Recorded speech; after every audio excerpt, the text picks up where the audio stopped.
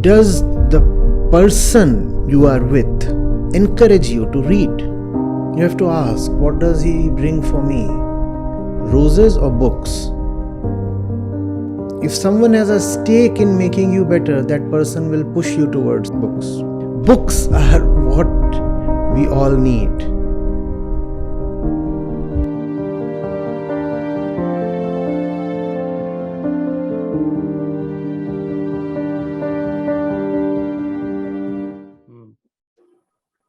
In that light, you sometimes see, right, that because there's such an wide access, easy access to information,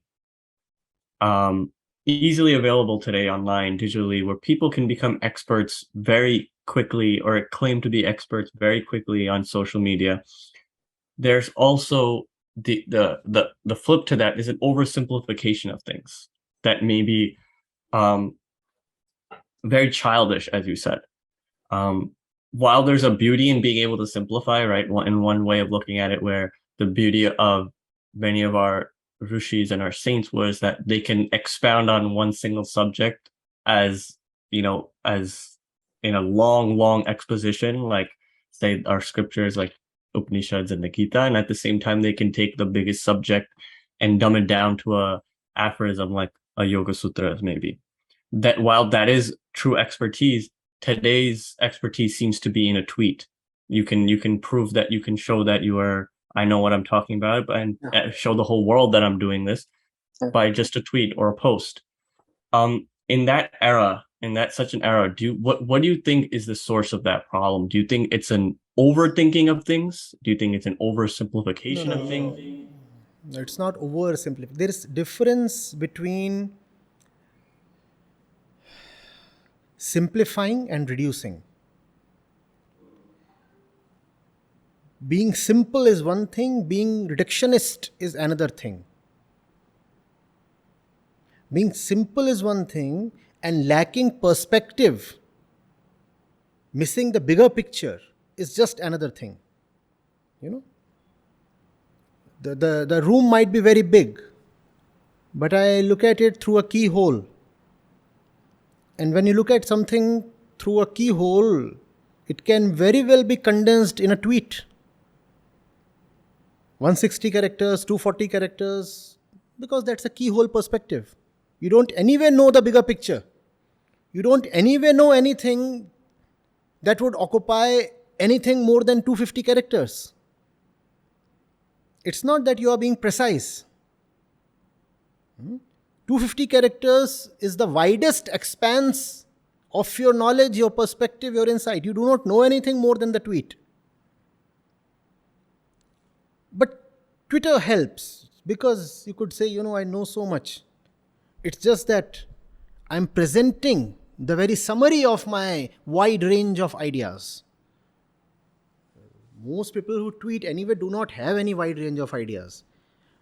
Had it been a proper blogging platform, not just microblogging, it would have become difficult for people, because how would you write a 10,000 word essay on something you really have no idea of? So people are not really being cryptic on Twitter. They are being themselves. Little. We are little people, and it's littleness that we display on Twitter in 140 characters.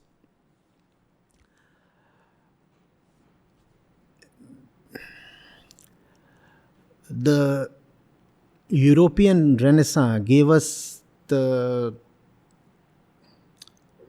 idea of freedom, including the freedom of expression, which is a beautiful thing in itself, except that it is not a complete idea. Freedom of expression is always secondary to the freedom of mind. First of all, do you have the freedom of mind to qualify for freedom of expression? Now the mind is rotten. The mind is bigoted. The mind is so narrow, confused, and angry and violent, and cunning to boot. And what it's been given is the freedom of expression. What will you get? And because the mind is cunning, it won't say, I am expressing my ignorance. It will cunningly say, I am expressing my expertise. A doctor is precise, is he not? You look at the prescriptions, laconic. Just because a specialist is precise, that does not mean that everything that is scantily worded denotes expertise. The Brahma Sutras are extremely concise. That does not mean that every idiot who can utter only 2 words becomes a Brahmanover. But that's how the world is operating. Everybody is a wannabe expert. The very respect for depth, forget about wisdom, even deep knowledge, has receded so much.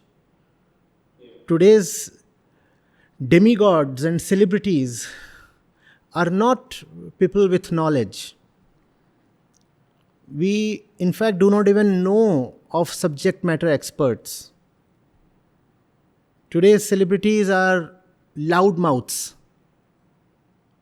Those who bark on everything under the sun or beyond the sun.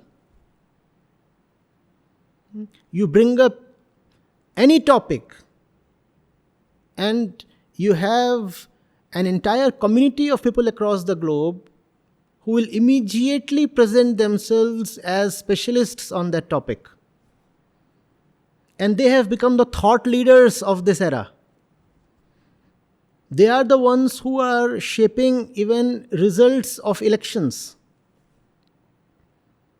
Governments are rising and falling based on the beck and call of ignorance. It indeed is a dangerous situation. The explosive emergence of social media, especially over the last 5-6 years, may have had its immediate and material benefits.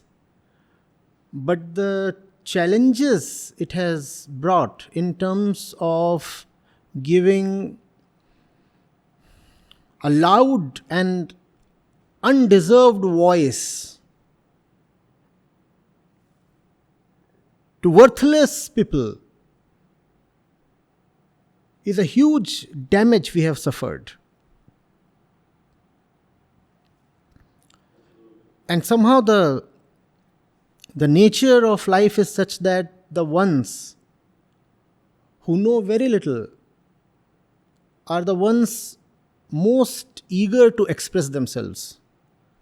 Wisdom prefers quietness and silence many a times. Ignorance is so insecure, it wants to shout from the rooftop.